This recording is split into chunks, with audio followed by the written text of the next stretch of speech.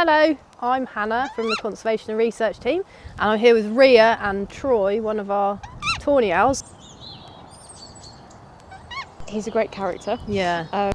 And he likes to be around people. So Yeah. he thinks he's a small person, really, so he calls all of the time. Get him up here. And he loves company, so it's great to be able to get him out and have a bit of a fly with him. Yeah, nice. And what's the training that you'll be doing with him?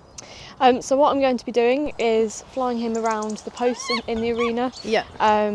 And every single day we try and keep it different with them. So Yeah. it's good exercise for him, but also keeps him busy. So it's quite a windy day today as well. So but you can see that he's quite a strong flyer. So he's quite good at sort of weaving in and out of the trees. So that's what I'm going to be doing with him next. Yeah, it's so nice to see him up close. Yeah, he's got beautiful colours. Yeah. He's had time over the winter to molt his feathers. Right. So he's all ready now for the start of the season, and you can see he's just beautiful at the moment. Yeah, he's his lovely. Feathers look really good. Okay, great. So we have a couple of Tawny Owls in our hospital at the moment, and this species actually comes in the most of all the species of birds of prey that we have in the UK. This species actually comes into our hospital the most, is admitted the most, and usually it's because juveniles are brought into us. So juvenile Tawny Owls are quite unique in the way that they move out of the nest when they're still quite young. They will do what's called branching, which means that they come right out of the nest when they look very, very small, still very fluffy and young, and often people will pick them up and think that there might be something wrong, but actually it's completely normal for Tawny Owls to do this. So they'll come out of the nest, and you may find Tawny Owls even chicks on the ground or on branches near to the nest, and it can be quite worrying. But our advice is usually they're absolutely fine and the parents will continue to feed them. What you can do is, if you are worried that there might be any dangers around, like cats or dogs or even cars, or if they're on a bridleway that's well used, you can just pop them up into a branch and then they'll be safe there.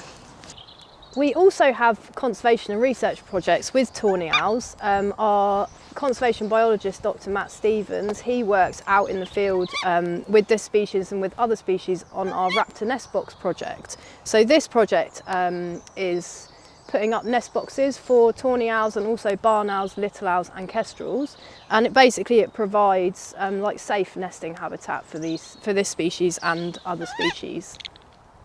Okay, so what's Matt up to at the moment then?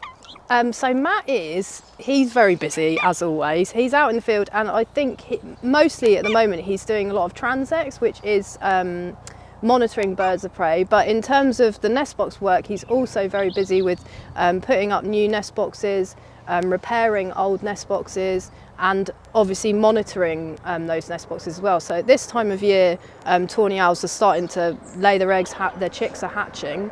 So he'll be going and checking on those nest boxes, checking on the chicks, and recording lots of different data about the nest boxes. So for instance, how many eggs there might be, how many of those hatch. And then he goes back a little bit later and he will ring the chicks just before they're sort of ready to fledge. So he can get so much data from those nest boxes, and we have about 110 nest boxes for Tawny Owls, and that's within about 1,000 that we have for all species combined. So he's really busy working on that at the moment. So how are Tawny Owls doing out in the wild? So unfortunately 2020 wasn't a fantastic year for Tawny Owls, but what Matt did actually find with some of his boxes was that a few of them had second broods later in the year, and this was the same for barn owls. So that actually is quite positive, because that hopefully means that there's lots of small mammals around, and then that bodes well for this year as well, because that hopefully means that there's lots of prey for them, lots of stuff for them to eat. Fingers crossed that 2021 will be a good year for owls all round. Yeah. Thanks, Hannah, that was really interesting. It's great to hear that Troy's cousins out in the wild are being helped by Matt, but also down in our hospital. So that's great to hear. If you want to see a Tawny Owl, you can come and visit and see Troy, our Tawny Owl, or Sage.